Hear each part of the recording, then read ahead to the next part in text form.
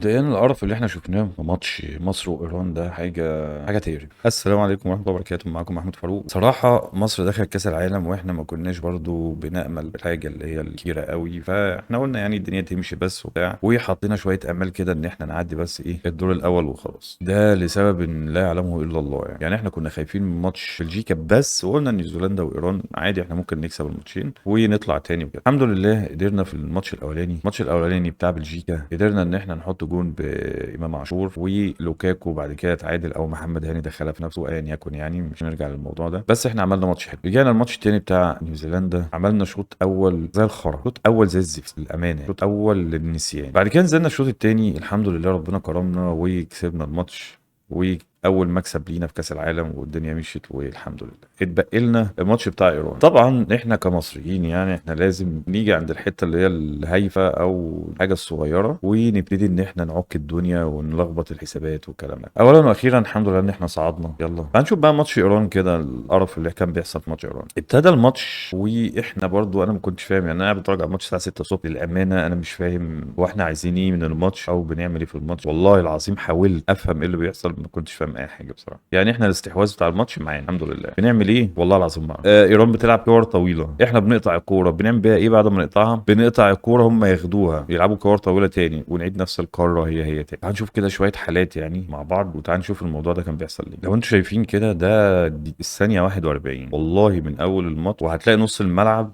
ده بتاعهم، في ناس كده موجوده في نص الملعب ما حدش بيجي جنبيها وما حدش دعوه. برضو الظاهره الغريبه، يعني بص انت هتلاقي دلوقتي الكوره معانا في نص الملعب، احنا ما فيش حد بيفتح لنا. يعني تلاقي مثلا في 18 واحد عندهم جوه في 18، وشوبير ومش عارف مين قاعدين عندنا وخلاص. نص الملعب ده بقى مباح، محدش ليه علاقه بيه، ومحدش بيقول انت رايح فين ولا جاي منين. معانا كوره نفتح لبعض، لا ما فيها، لازم تلعبها لي طويله. طب هم طوال اصلا وبيلعبوا على كور طويله، احنا برضه هنلعب على كور طويله، هم احسن مننا في حاجه يعني؟ لا. نوصل لهنا بقى، دي كوره طويله اتلعبت 18، زيكو بدا ان هو يستلمها على صدره، ريحها لمحمد صلاح. محمد صلاح بدا ان هو يكسر، كان ان هو يشوط، الله اعلم بصراحه، بس الكوره دي انا حاسس ان هو كان بيشوط، فعدل وشه خلاص، بدا ان هو ايه هيشوط الكوره. تمام كده تمام، شاط الكوره خبطت في المدافع، بدات ان هي تنزل للناحيه الثانيه. عندنا واحد حاولنا ان احنا نكمل عليها، الحارس راح طلعها لمين؟ لهذا الشخص اللي واقف لوحده على ال 18 اللي هو محمود صابر. من حظه الحلو بصراحه ان هو نزلت له، فالحمد لله ان هو ما استناش عليها، هوب بشماله هوب راح شايطها على طول، ولحسن حظه طبعا عدت من تحت حارس، وحتى المدافع اللي واقف على الخط حاول ان هو يطلعها بس ما قدرش، حط رجله معاها بس دخل الجون. قلنا يا عم الحمد لله دي الرابعه، وعملنا هجمه حلوه، ويلا بينا هنحط جوان وماتش هيبقى حلو وبتاع، وهنبقى شكلنا حلو في المونديال والحاجات الحلوه دي. وحسام حسن بدا يبوس ايده وشه وظهره، وقال لك الحمد لله يا عم هي اتعاشت على كده، خلاص محتاجين حاجه تاني يا عم، خلاص يلا بينا نروح بقى. ايران طبعا تسكت؟ لا مش تسكت طبعا، شلال من الكور الطويله، كور طويله بس، وعدم تقدير للكوره من المدافعين عندنا، وبالاخص محمد هاني. يعني ما شاء الله مثلا قطعنا الكوره، يلا بقى اديها لمين؟ نديها لهم تاني، يرجعوا يعملوا هجمه تاني. طب ما انت عندك اتنين فوقيهم اهو، او مش شايفهم دول؟ ادي بني ادم وادي بني ادم تاني، ممكن تطلعه في نص الملعب، ممكن تعمل اي حاجه بصراحه، بس ان انا اديها لاقرب واحد لابس تيشيرت غير التيشيرت اللي انا لابسه. ده لابس ابيض على فكره، يعني انت بص له كده والله لابس ابيض، هو ممكن يكون عارفه بره الملعب، يعني ممكن يبقوا صحاب عند بعض على الانستجرام ان يكن. يعني شايفين بقى يا جماعه الكوره دي كوره طويله اتلعبت اهي، عدت الملعب كله، كل الناس اللي في الملعب حتى الحكم شايف هي هتنزل فيه، ما عدا محمد هاني. على فكره ما بقولش محمد هاني وحش، محمد هاني عمل على فكره ماتش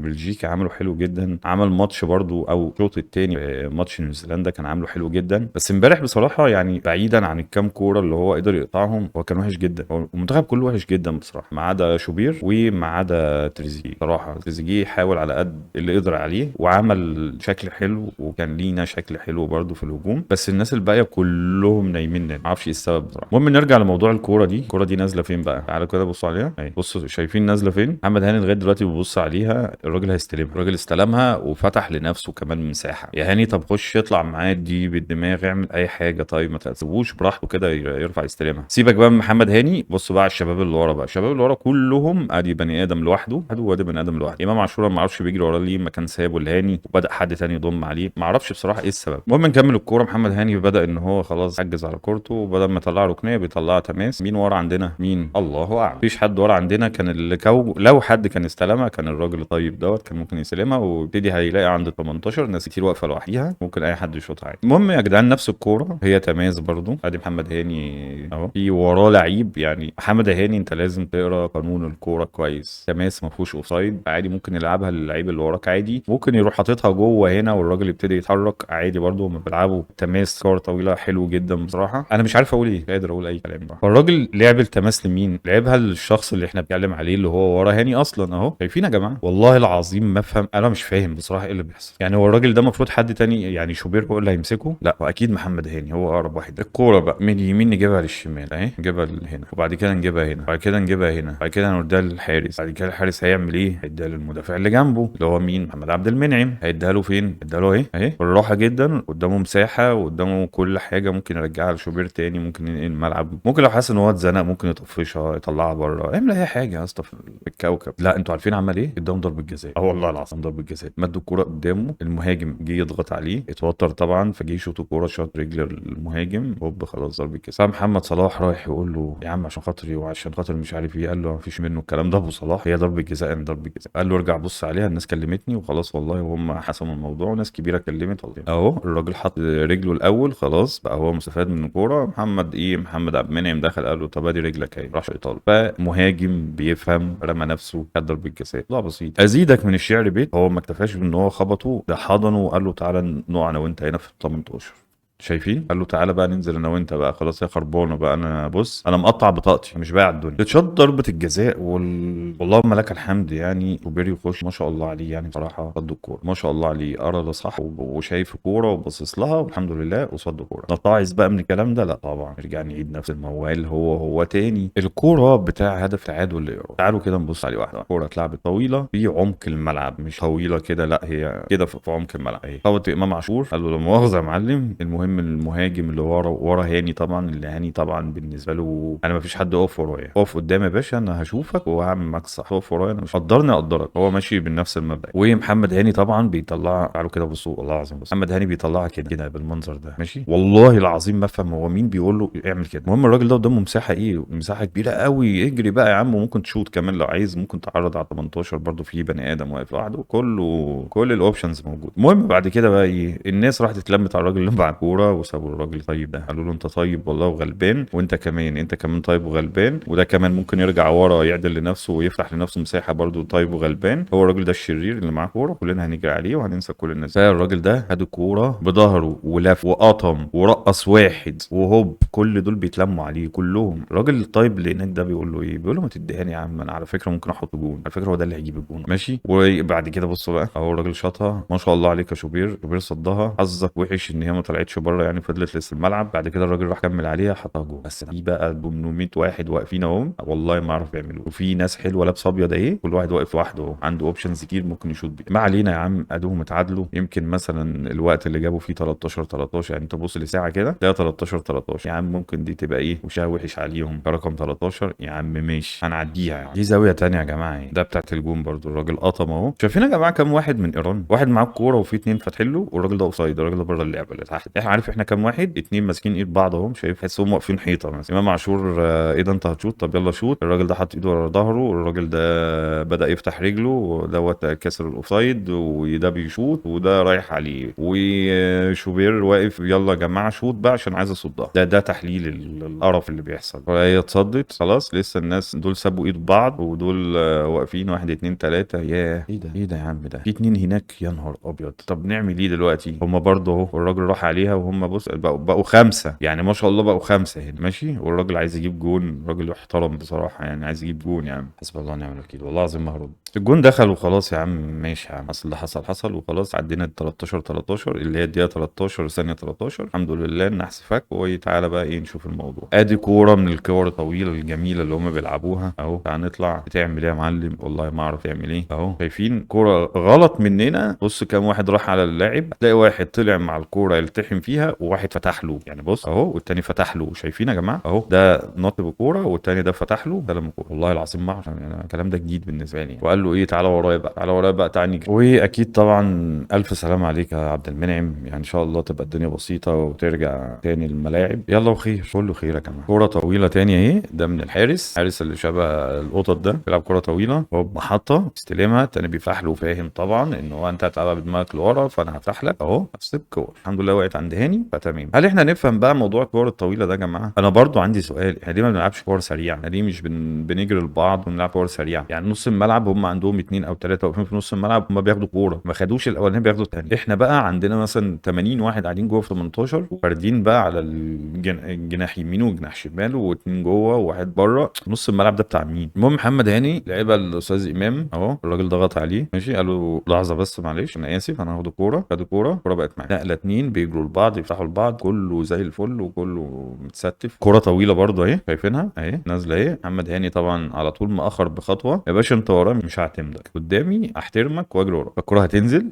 نطه محمد هاني مفيش منه، مفيش تقدير لكوره، سلام كوره. الاستاذ محمود صابر كوره في نص الملعب سلامها بياخدها بيلف لف وانت واقف، لف وانت واقف، انت ما تعرفش ايه اللي وراك، مش عارف مين جاي يضغط عليك، بس انا هلفها وامدها، بعد كده لقيت لعيب اعمل عليه تاكلينج اخد انذار، بس بلاش والله بلاش. الكور الطويله الحلوه بتاعتنا اهو، بصوا يا جماعه هتلاقوا لاعبين من ايران الاثنين فاهمين بعض بياخدوا كوره، عندنا بقى 20 واحد من اللي لابسين احمر دول اللي هو بتوع منتخب مصر ما بيفهموش اي حاجه في كوره، ما عندهمش تقدير. يا بص اهو تمام، هو الراجل طلع التحم ماشي، محمد هاني ايه خلاص طلع من كوره كده، انا دي ما بقتش بتاعتي، انا بلعب في الخطين اللي تحت دول، شايفين التقليمه اللي في الارض دي اللي هي بتاعت النجيله، انا بلعب في الخطين اللي تحت دول، اي حاجه جوه انا مش علاقه. بص بدا ان هو يستلمها تاني والتاني بيفتح له اهو بيفتح له فين؟ هيفتح له هيبقى وشه للجون اهو، بص اهو ما عرفش يوقفها فتمام.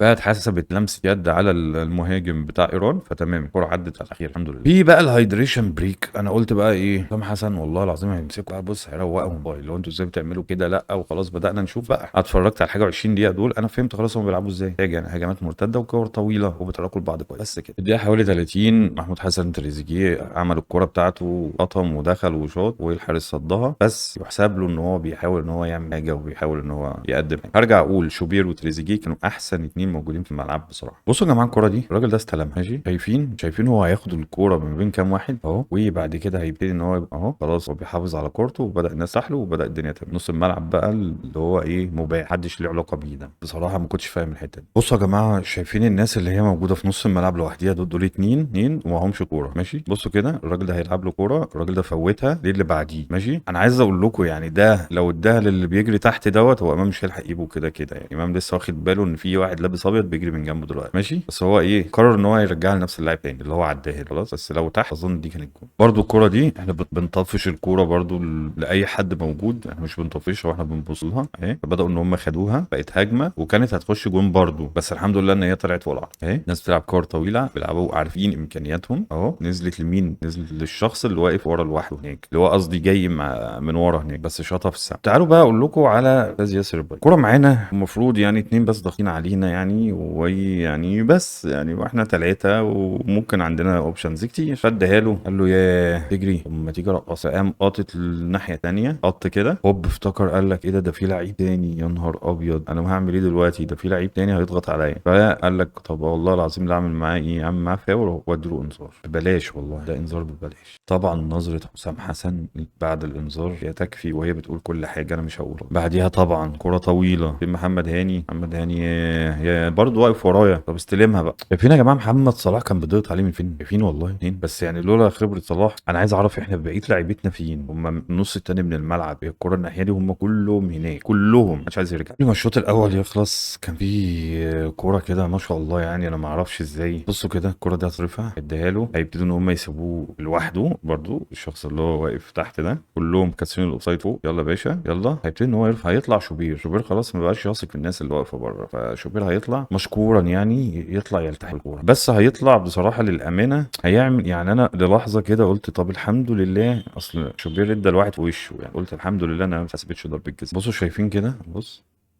بعدين اداله في وشه. حمدت ربنا ان هو ما ادالوش ضربه جزاء. مع بدايه الشوط الثاني امام عاشور يطلع، محمود صبري يطلع، وينزل عمر مرموش ومروان عطية. هل في حاجه جديده اتغيرت؟ والله العظيم ما حاجه اتغيرت. بصوا دي كره عرضيه من الاول ما شاء الله، محدش شالها خالص. الواد المهاجم ده لو كان حط رجله والله العظيم كان جابها، بس هي عدت خلاص. عندنا واحد على الشمال هيبتدي يرفعها تاني، ده طبيعي خلاص، اتعودنا على الكلام ده. بدا ان هو قال له ايه، قال له بص تعالى، طب انا هرفعها، هما كده كده بيلعبوا على الرفعات، فتعالى هنرفع اهو. قطه ودخل جوه خلاص، حط اللعيب بتاعنا في ظهره الحمد لله، وبدا ان هو يخش، بدا ان هو يرفعها. يخرب بيتك. عندنا واحد بيلعب باليه، بيرفع رجله زي بتوع الباليه ماشي، ما عرفش يجيبها. عندنا واحد تاني هيوقفها لسه، عشان ايه، هو في 18 فانا لسه هوقفها. عندنا راجل استلمها، وعندنا اتنين واقفين على ال 18 بره فاضيين. يا ترى ايه اللي هيحصل؟ طبعا هيلعبها اللي فاضي، هيقول له شوط. عندنا احنا بقى هجمه اهو، الناس بقى الكتير اللي بتبقى واقفه عندنا في 18 ما بترجعش نص الملعب، نرفع عرضيه. فين بقى هم برضو هو الواد ده كان وراه خلاص، طلع قدامه. يا جدعان بيلعب كوره، هو عايز الكوره، هو طلع قدامه هو اللي خد الكوره. مفيش، عارفين يا جماعه اللي هو حته، عارفين حته ان انا بقاتل على الكوره وانا عايز كوره وعايز اكسب وعايز امثل منتخب بلدي وعايز اعمل واسوي، الكلام ده مش موجود. فرصه تانية لصلاح، صلاح عرضها لتريزيجيه، تريزيجيه شاطها وان تاتش على طول، ودي حاجه كان شكلها حلو يعني، بس هي ما خدمتوش، ان هي جت في حته فاضيه، جت في الجون على طول وكانت بطيئه اهي، نزلت له اهو، قلشت من على رجله يعني، فما جاتش كويس زي ما هو عايز. تريزيجيه برده كان ليه محاوله كمان، اما صلاح عرضها له شاطها خبطت المدافع. بس للامانه بصراحه تريزيجيه هو الوحيد اللي كان عمال يحاول، وده اللي انا شايفه، راح عايز يعمل كره عرضيه ما شاء الله. الاثنين بيخبطوا ومش عارف بيعملوا ايه بصراحه يعني، ما حدش موجهها اصلا، فتمام يعني. الحته اللي احنا عايزين نبص عليها هنا الحته بتاعت حسام حسن، الراجل عمال يتنطط عمال يتنطط، هيعمل ايه يا ترى؟ هيروح يعمل ايه؟ قال له امام بص له، قال له تعالى بوس دماغ. امام عاشور بعد كده بيقول لك هو في ايه يا عم، هو ماله يا عم في إيه؟ دي كان من المواقف طريفه يعني في وسط الماتش. للامانه بقى كان لينا هجمه خطره، بس يعني الدفاع طلعها وكان حظنا مش سهل. شايفين برضو دي يا جماعه، دي كوره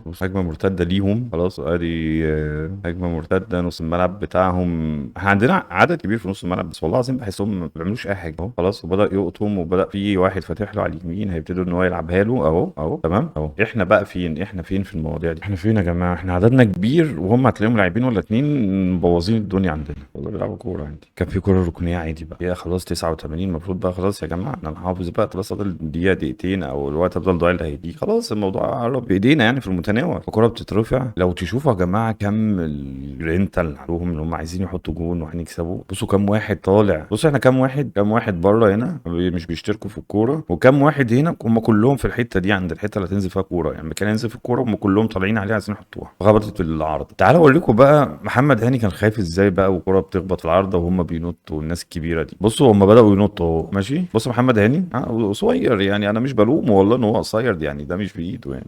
بصوا خايف خايف خايف والله، هو ايه ده بيلفوا من هنا ولا من هنا، هو فين يا عم اهو. بعد كده بص،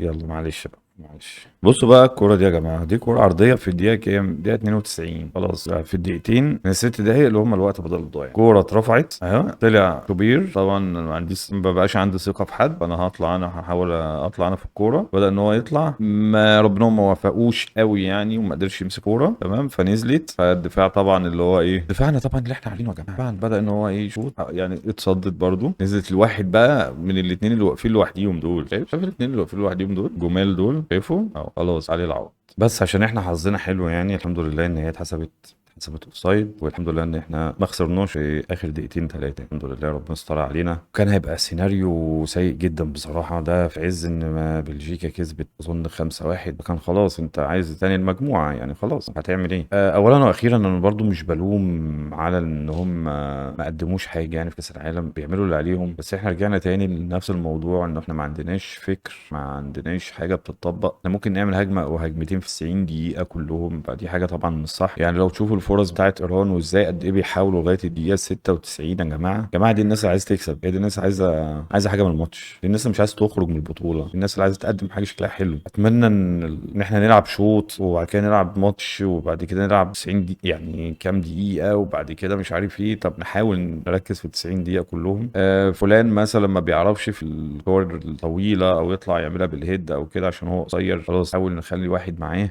كل حاجه ليها حل، كل واحده ليها حل. نص الملعب الملعب سداح مداح اللي احنا ما نعرفش عنه حاجه وخلاص، كلهم بقى عندنا بقى ايه، كل اللعيبه بتاعتنا بقت قدام، كل واحد عايز يحط جون. عندنا بقى دلوقتي زيدان ورونالدو الظاهره وبيكهام ومش عارف ما ترجع يا ابني حبيبي، ارجع يا بابا، اعمل كوره واعمل وان تو واجري، افتح لحد، العبوا كور طويله عدله، ما طفش لحد من زمايلك، مش انت لابس احمر فتطفشها لواحد لابس ابيض. يعني الحمد لله، قدر الله ما شاء فعل. اتمنى دي حاجه نتعلم منها. حلو ان احنا عدينا من الجوله يعني من الدور الاول كده، فيعني الحمد لله. ان شاء الله ان شاء الله نحاول نحسن نفسنا شويه. كان معاكم محمود فاروق. ان شاء الله لو عجبك فيديو عايز تشوفنا تاني، اتمنى تعمل لايك وشير وسبسكرايب، وان شاء الله نشوف حلقات جايه، وسلام.